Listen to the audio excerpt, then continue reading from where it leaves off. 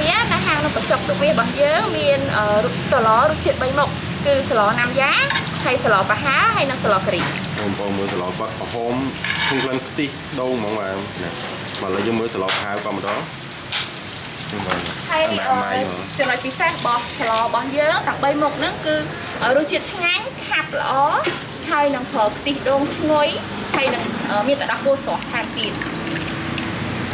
นี่คือชื่อสลอกกรีองกรีสัจจานะนี่มีนขึงขนมมีนกระเพลามีนเชียมมีจิ๋มแซ่บนี่อ่องม้วนเดิมตรง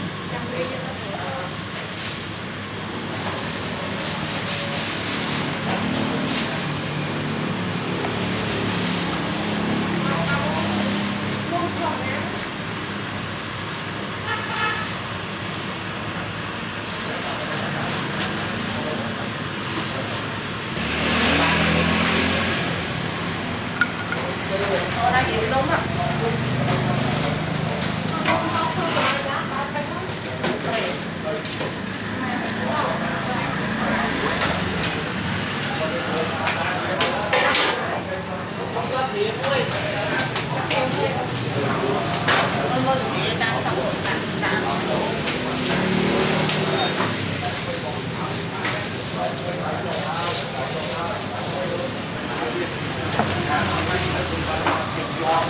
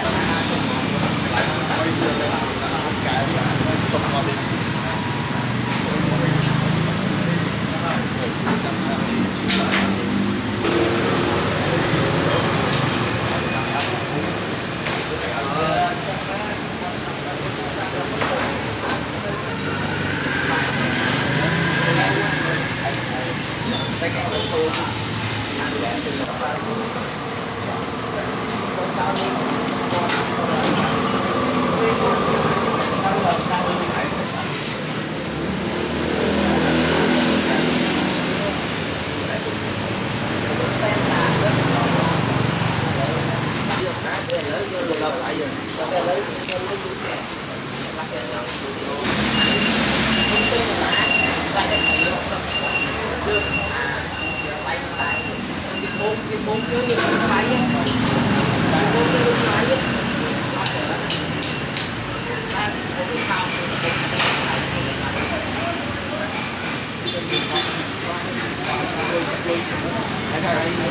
bỏ lỡ